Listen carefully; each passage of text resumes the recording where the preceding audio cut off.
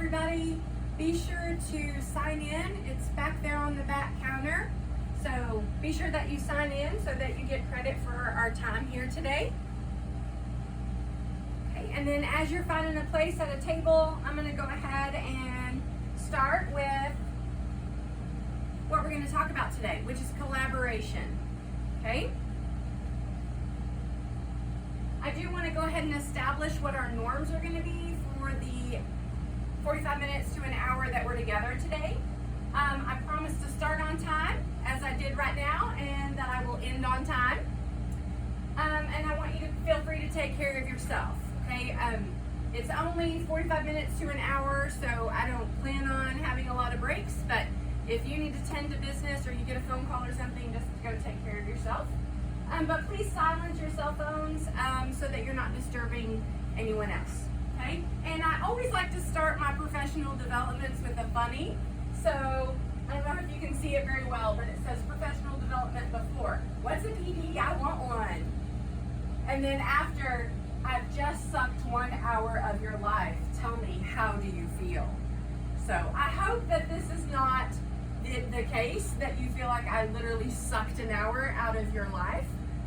But two of my favorite movies there. So our agenda for today is going to be teacher collaboration. What that looks like, maybe what some of your experiences have been with teacher collaboration, professional learning communities, what they are and what they're not, student collaboration, and then finally, students tracking their own data.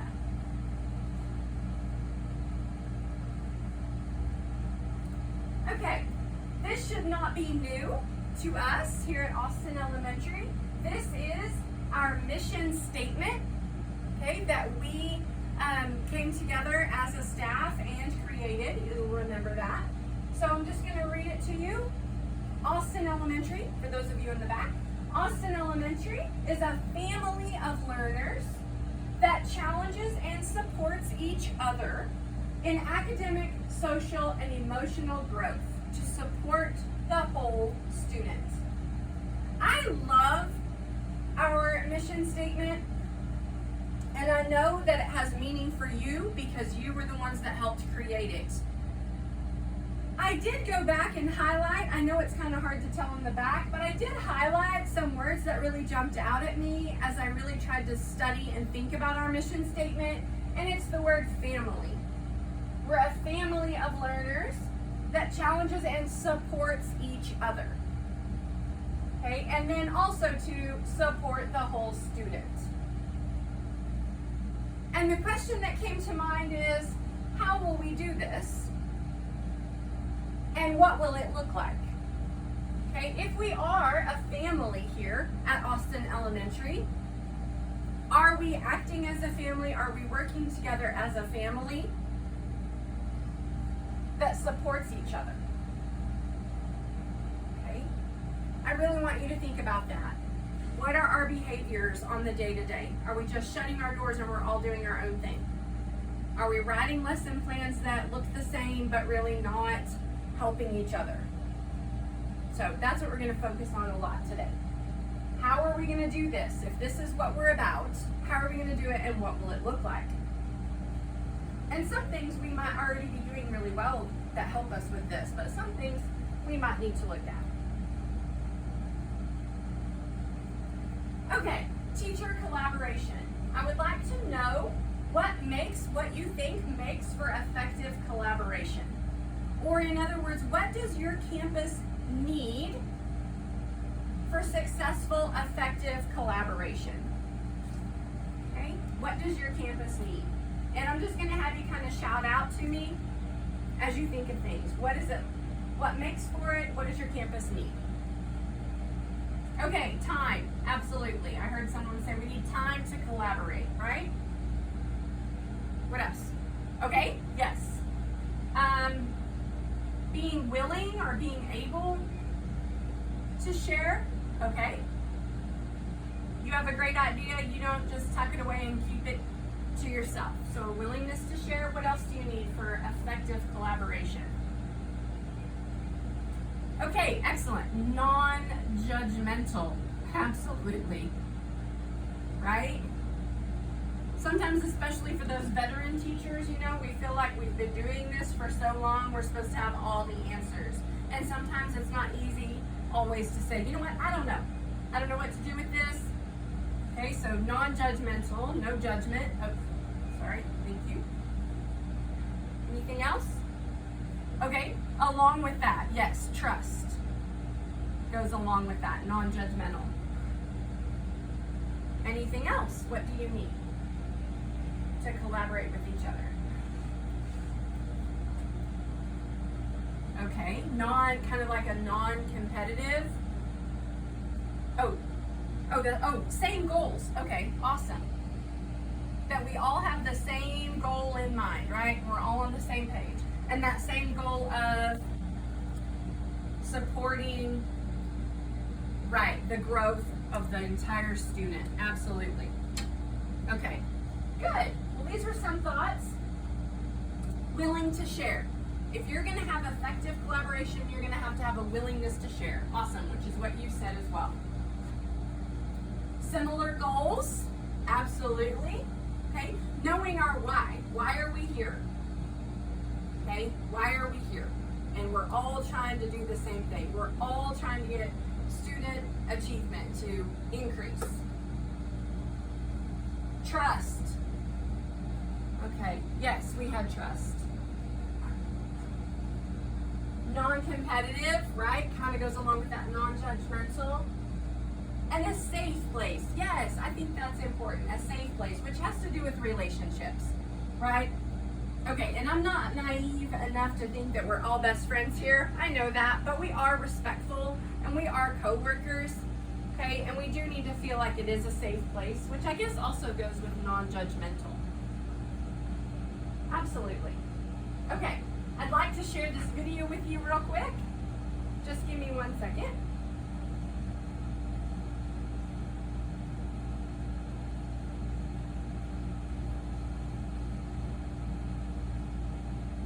This is the checkers game for grandson and granddad move on.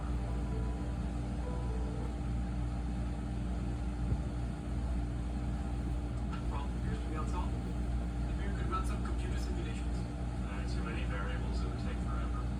Gotta be missing something. Let's start again. The movie is playing here at 7:20, here at 7:20, here 8:10, here 8:45. These theaters have to be eliminated. Why? They're state-of-the-art digital projection, 20-channel surround sound. Yes, but they have no IC machines. Despite my aggressive letter writing campaign on my ad. What would the multiplex do? The seats are terrific. They have Twizzlers instead of red vines. No amount of lumbar support can compensate for that. Well, it's gonna take at least an hour to eat. I don't see shelf-approved restaurant parts meant to a shelf-approved theater. Moving it on to the movie. Done. Acceptable. The delay result tomorrow morning's bell movement occurring at work. Hang on. There's a 7-Eleven here. We smell of Slurpees, which are essentially ices. In other quotes, I'm telling you a best meal either here.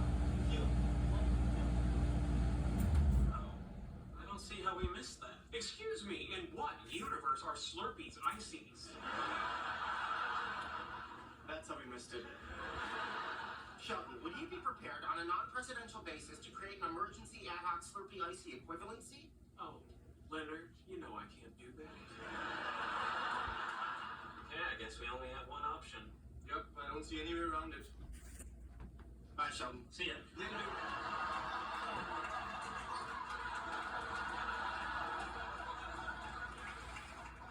They're right, it was the only option. Okay.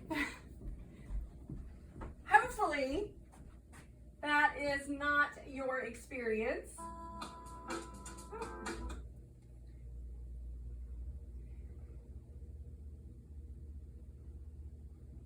Okay, yes, hopefully that is not your experience when you've been working with your teacher, co-workers, or collaborating with teachers. Hopefully they have not just said, well, sorry about you, and leave you behind, and they go off doing their thing and leave you, literally home alone. So anyway, I just thought that was a funny thing. I would like to know, in seriousness, what your experience has been collaborating with each other. Okay, what is our level of experience with that? And possibly even positives and negatives. I mean, not every experience is positive, so what have been maybe your positive experiences collaborating, and then if there were any negatives, I don't know. Okay, there has. All right, so non-existent, right? Unfortunately, I also have been in that kind of situation where there was zero collaboration. Okay, it was sink or swim, and I was on my own. So that happens where the collaboration is non-existent. But what else? Okay, so new teachers who have a mentor teacher. Absolutely. Okay, a mentor. What else? Okay, sure. Grade level meetings. Okay, and then sometimes, depending on if you're departmentalized or secondary level, it might be subject level is having meetings. Okay. Okay. Excellent. So a couple of us, or maybe more of us, do have some experience with PLCs, professional learning communities. Great. Anything else here, or any other positive experiences? Yes. Okay. Yeah, I hear what you're saying. I think what you're saying is you plan your lessons together so that when you turn your lesson plans in to your principal, it looks like 5th grade or whatever, 2nd grade is all doing the same thing, but that's really where it stops. So maybe it's not like a true collaboration, but maybe more like surface level. We did our lesson plans together, but not really anything deeper than that. So I'm going to kind of put that over there on the negative side. Okay, great. All right, good. Thank you for sharing.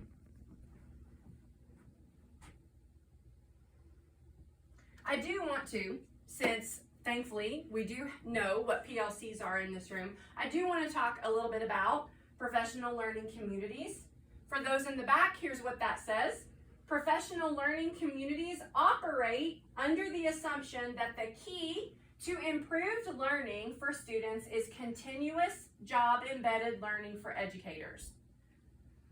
Okay, because we all know that the one single thing that has the greatest impact on students, student achievement, student learning, student performance, is the teacher. We know that. Okay, teachers have the greatest impact. So we want great teachers. We want teachers who continue to grow and learn. Okay, and teachers can grow and learn from other teachers, right? Teachers can receive that job-embedded learning from each other during a professional learning community, okay? Are teachers going and observing other teachers? Are you watching each other? Are you learning from each other? Are you sharing with each other, okay?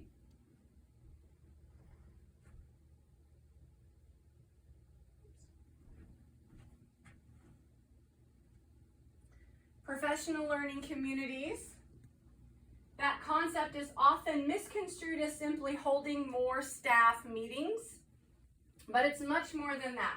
It's a process that's focused on 3 major components: learning, collaboration, and results. Okay, so are we learning from each other?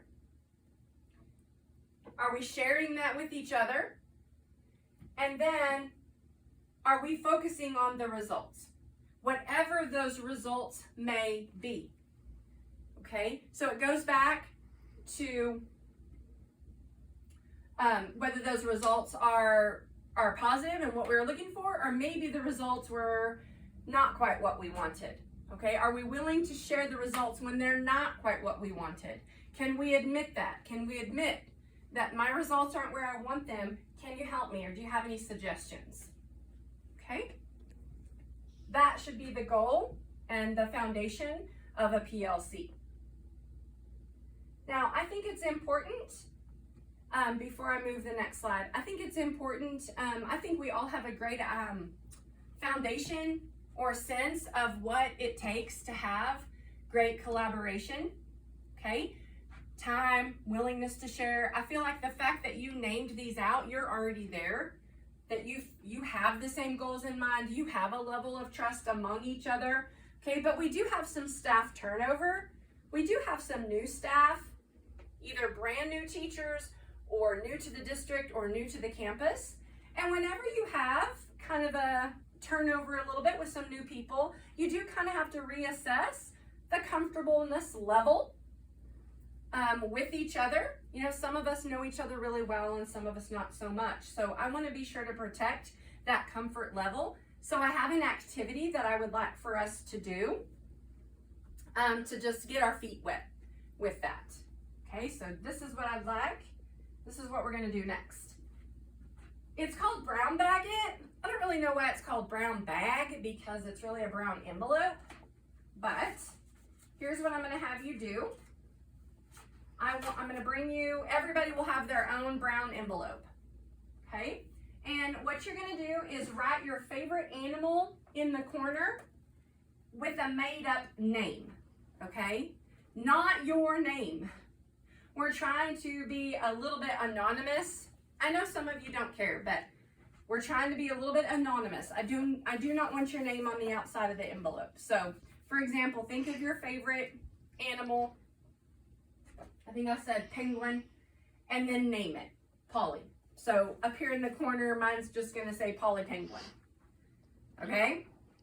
Then, after you've written your animal and your name, on the outside of the envelope, I want you to identify a problem that you would like to solicit outside suggestions. Okay? So it's a problem you're having in your classroom. I want you to write it on the outside of the envelope. And it can be anything classroom related.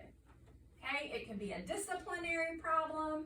It can be an instructional situation, an organization question, a parent involvement issue. There's no restrictions. It just needs to be classroom related, okay? Something that you are struggling with or want to know more about or need a better way to do it or something like that. That's going to go on the outside of the envelope. I had a thought, but hopefully it'll come back to me. Okay, so I'm going to pass out some envelopes so everybody has one.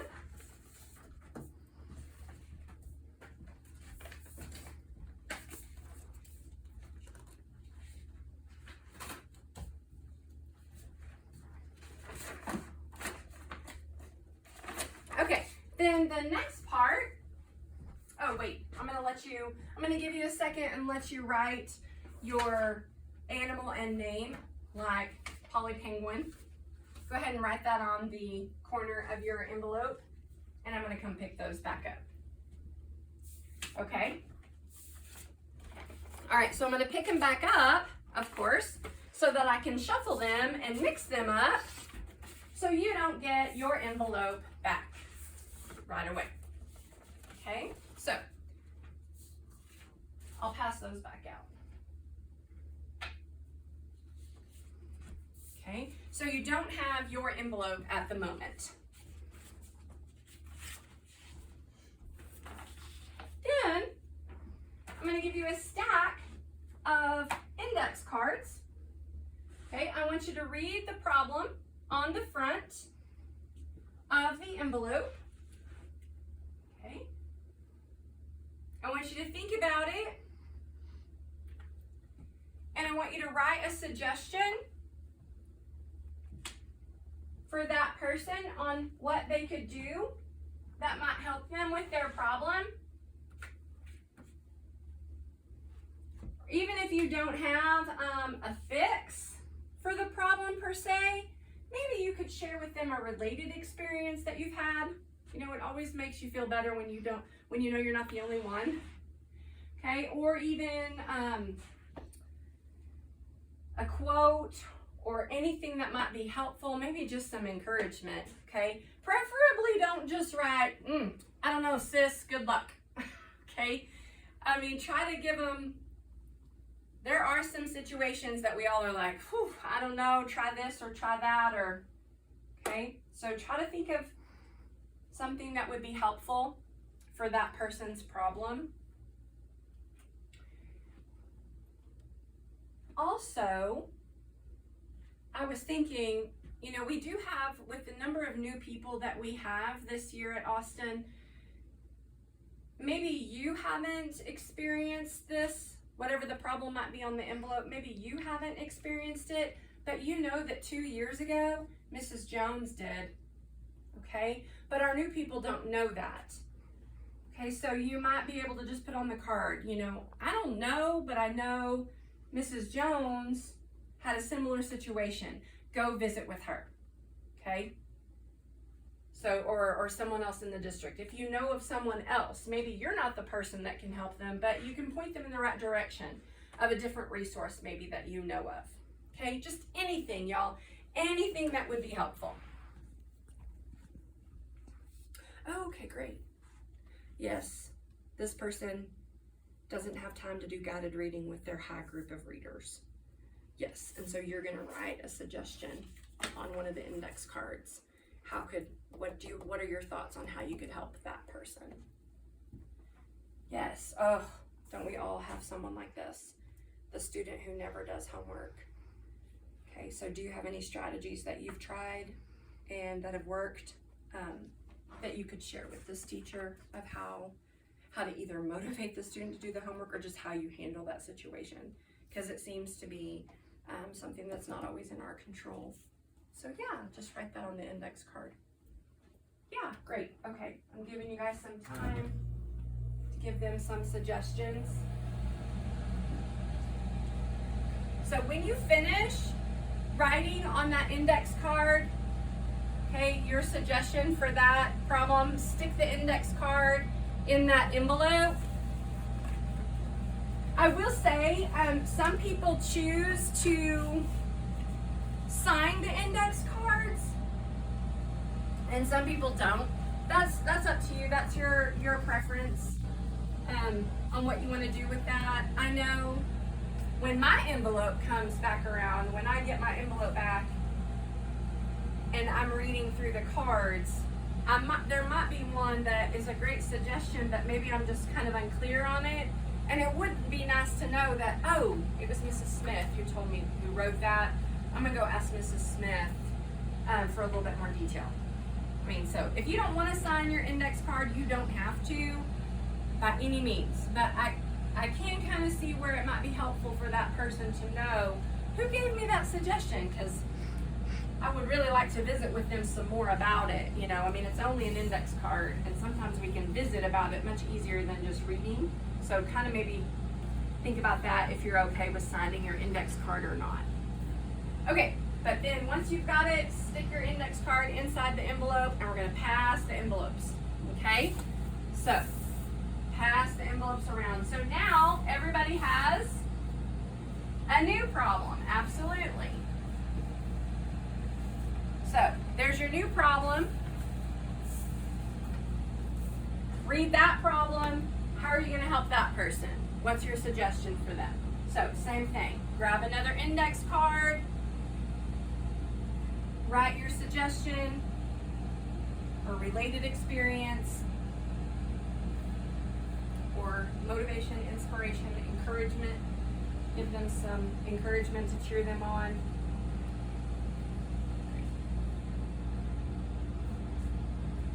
And then again, you're getting the idea. Put that card in the envelope, okay, and we'll pass them again, and so on. So we would continue doing this until all the envelopes had been passed around, okay? So this takes a little time that you need to devote in a PLC or staff meeting. Takes a little bit of time that you have to devote to let people, but I think it's invaluable. I think it's very purposeful to hear from your other teacher coworkers. It helps you know you're not alone. It helps you know other people have experienced it too, and that you have invaluable resources right here in this room and on this campus with you that truly do want to help.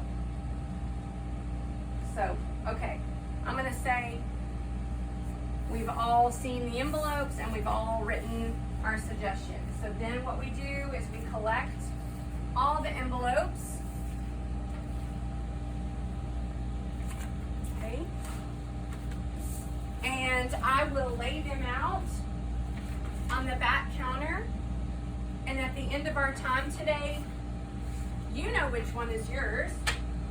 Okay, you know it by the problem you wrote on the outside of the envelope, but also you know it from your little funny animal name. So I'm just gonna spread them out back there on the back counter, and as you leave today, just pick yours up. Okay, and then when you get back to your classroom or later on, you can open them back up, get all the cards out, and read some of your suggestions. Okay, I was going to share with you, this was mine. I'm not going to ask you to share, but I just want you, I hope you're excited about the value of this and how purposeful it can be. But my envelope was the one about the student that never does the homework. Okay, and I feel like I have struggled with this. There seems to always be one that never does their homework.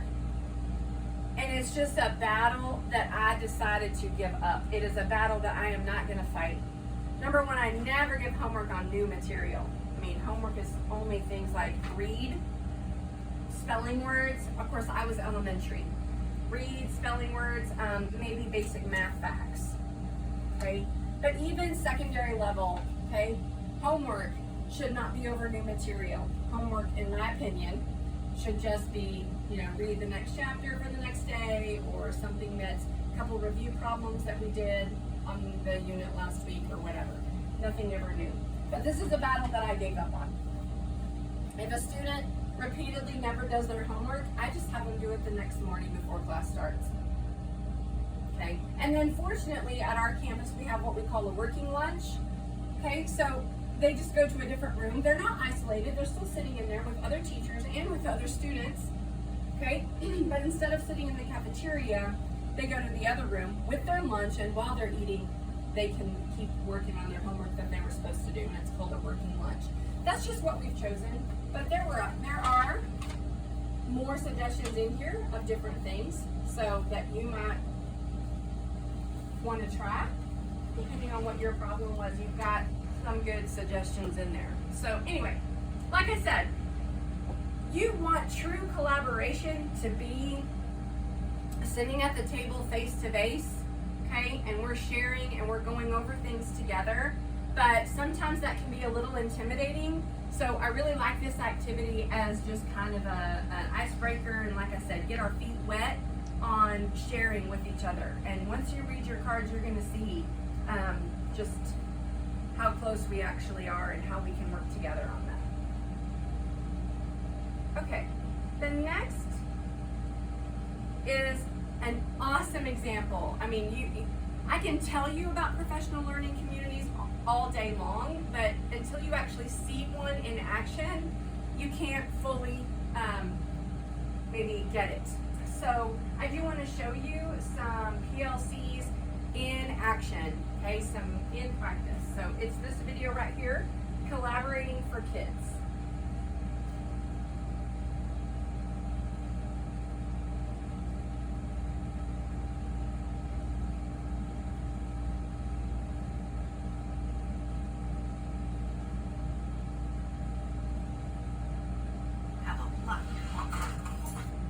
I would like you to rate yourself. Where do you feel you are with that skill? I am stuck on listening to the news age and mostly in wait and night because I keep forgetting how many inches are how many. He gathered something from his first paragraph. A rock. Why do they live below ground?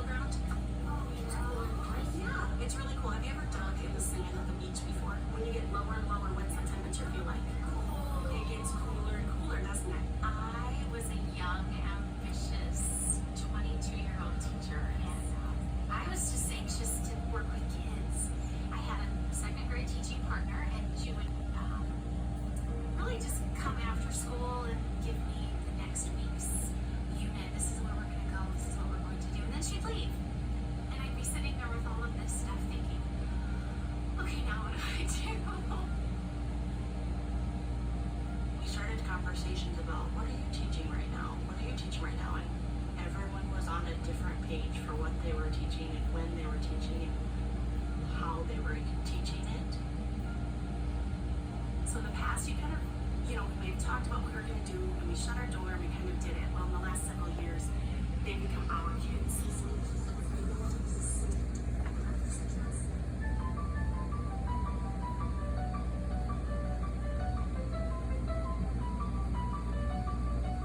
I have the text that we used last week. We thought we could use the same text that we had, pull out a couple of sentences so they're familiar with the text, we'll be reading it, reading issue, and then they'll have to pull out all that was dates. So the keto cameras for the level 1 kids. Yes. Here at South Sioux, we've really embraced that idea of a professional learning community where we're professionals working together to help these kids succeed.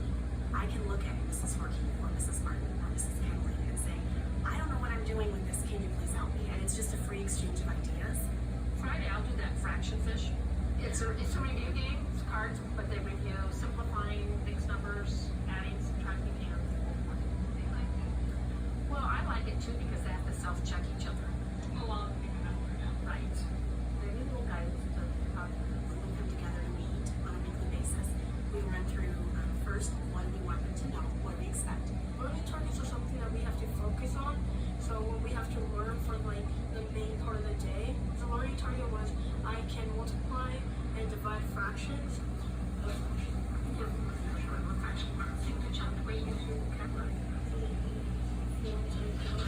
The second aspect is looking at the assessments. You know, how are we going to know if they know it or not? Okay, so you think the borrowing with mixed numbers was tough? All right, how many agree with Trisha on that one? After I looked at the assessments last night, I think that was one of the struggles that many of you had too. So don't worry, we're going to still practice it. You don't have permission to forget it again. All right, you're going to see it The again. third aspect is, okay, they don't know it. What are we going to do now? How are we going to meet? And then that fourth question is, they do get it. How are we going to enrich them? So basically, everything I do in my class is kind of split into, they don't get it. How am I going to help them? They do get it. What are we going to do now? 2 minutes and 5 seconds to read the 100-word passage. The problem is not necessarily fluency, it's the pausing, the phrasing. Yes. No, he's just stopping in the middle of a sentence. And then he'll finish it and then stop in the middle of another sentence. I'm glad you brought your finger out to the taste because that helps you to get every word. But do you remember the difference we talked about between pointing under every word and sliding under every word? What seems to work better for you? What helps you to read in a smoother way? Slide. And then sliding it under those words. The team plays a vital role in the success of all of our students, and they rely on each other's strengths to help develop their skills and their practice in order to become the best teachers that they can. I think we have the quiz on for multiplying fractions on Thursday. So maybe I'll do a review. Why not I do homework on Thursday then? I would like the homework. Which day? Friday. Okay, then we got everybody for our homework out. Once we prioritized our standards, we created a proficiency scale, and we wanted to create a way that it would be visual for the kids. So we are going to be doing a check-in on how well we think we're doing with our organizational text pattern. You remember, everyone starts at a level 1, don't they? Some people are at a level 1 right now. Some people were at a level 1 maybe in 2nd grade. Everyone's at a different spot. We talk about climbing the ladder, so you go up to the next rung, which is the level 2. Okay, I know the vocabulary, which we place up there, and those easier concepts. Okay, if I know how to do that, I'm going to climb up to a level 3. And the 3 is what we want them to do by the end of 3rd grade. That is the standard that we want them to do. And then the level 4 would be above and beyond. How about you, Brock? Where are you at? 2.5. All right. Which I see you made a lot of growth. So how are you going to move from a 2.5 to a 3? What do we still need to work on? The description one. Have we talked about that as a pattern yet? No, we haven't. So we're getting there, right? So you still want to work on that? So do you still feel like you're a 3, or do you think you might be a 2.5? I like that idea. So we still have a few of those patterns we still need to work on. And hopefully, by the time we're done, we're going to be up to a 3, right? All right, nice job. So it's okay if we're at the end of the unit and main idea and you're still a 2, we have until the end of the year to get to a level 3. We're just going to kind of leave that open-ended. So today, all 4 6th grade language arts teachers decided we were going to be teaching author's perspective. And We all had the same learning target with the same goal, but each one taught it differently. So this passage that we're going to read, the author is going to have an opinion, and it's going to be a pretty passionate, pretty strong opinion about. So we're going to read it, and I'm going to have you see if you can figure out what is the author's perspective again, and then answer that question, what is your perspective? I agree with that. Okay, I'm gonna pause it right there. That's most of it. There's a couple minutes left, but I think you get the idea of what they're doing at this campus. Tell me what you saw. Okay. We definitely saw collaboration. We saw the teacher to teacher collaboration. Awesome. And the student, the teacher to student collaboration. Yes. Okay, what else? Our students. I love that. How they said, you know, all of them, we all feel like that about our class, about our students. You know, we all call them my kids. But they, you know, the whole grade level, right? It wasn't just, this is Mrs. Smith's third grade class, okay? Mrs. Smith felt like all of third grade was hers, okay? And like kind of how they're giving up that responsibility. That part about, you know, the homework lab or whatever they were saying, I'll do homework help one day, you do homework help the other day. And that was for the whole grade level. So, okay, the learning target. I love that when they interviewed the sixth grade boy, and he said the learning target is what I'm supposed to learn that day. So the kids are being told that, the kids know the vocabulary. Great. And I'm sure, and yes, as the teachers are collaborating with those kiddos about it. Okay. I wanted to point out one thing that she said, which goes right into my next slide, about the 4 questions of a PLC. Okay, and I don't know if you picked up on it, but the one teacher said, basically, everything's split up into 2 parts. Okay, what do I want them to know? Do they know it? Okay, what am I going to do if they don't know it?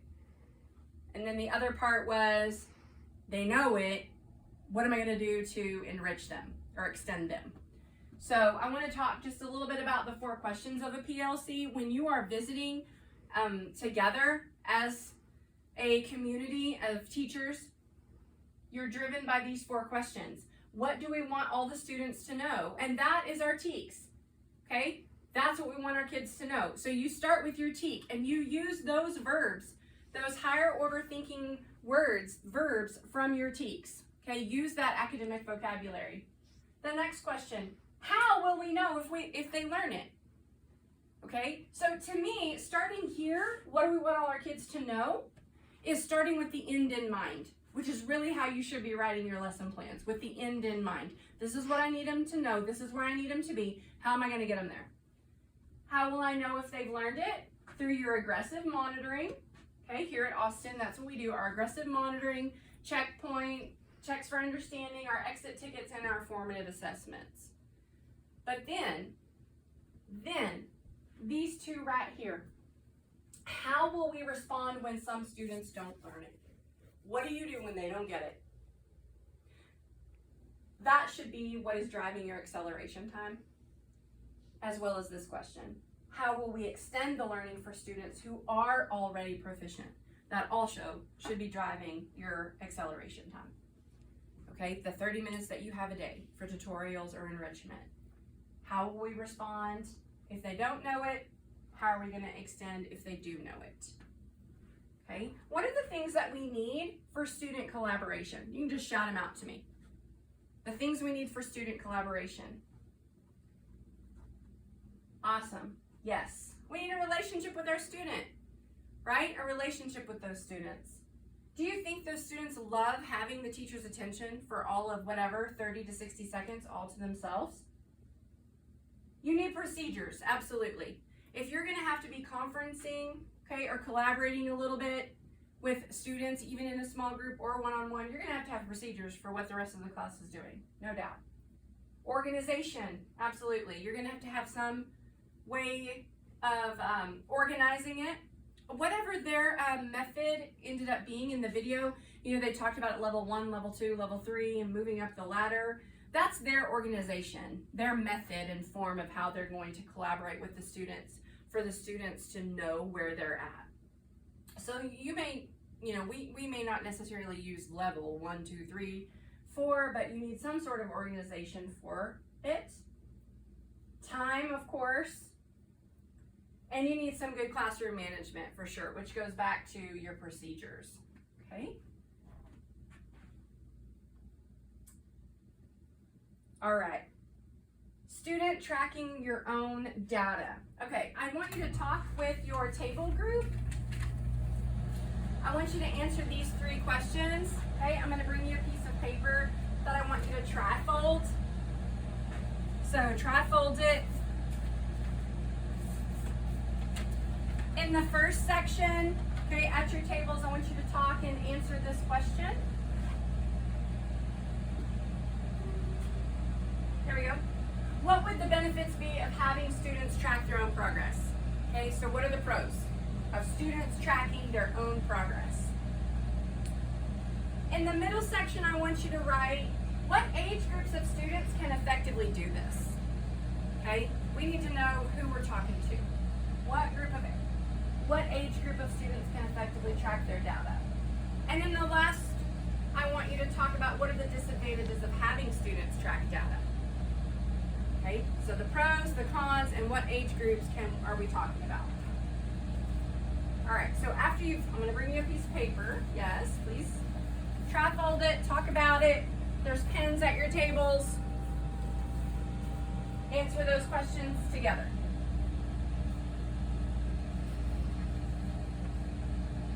Okay, anybody willing to share with the group what the advantages are? What are some of the advantages or benefits of having students track their own progress? What did you guys say? It can motivate the students, absolutely. Can motivate them. How about y'all? Okay, so when you're telling the student, man, you need to just work a little harder, you need to try a little harder. Does the student even know what that looks like? So by them tracking their own data, that gives them a visual, right? They can actually see what that looks like. And they can actually see not only see where their growth is needed, where they need to work on, but then they see it when they make that growth. Okay? Anything else? This table. Right, yeah, absolutely. It can build the community within your classroom, right? Could we be cheering each other on? Right? Oh, okay, well, you're at a level, whatever, 2, whatever that, you know, if you were using something like that, 2.5, but we could cheer each other on. What about the age group? Yay! I'm so glad to hear you say that.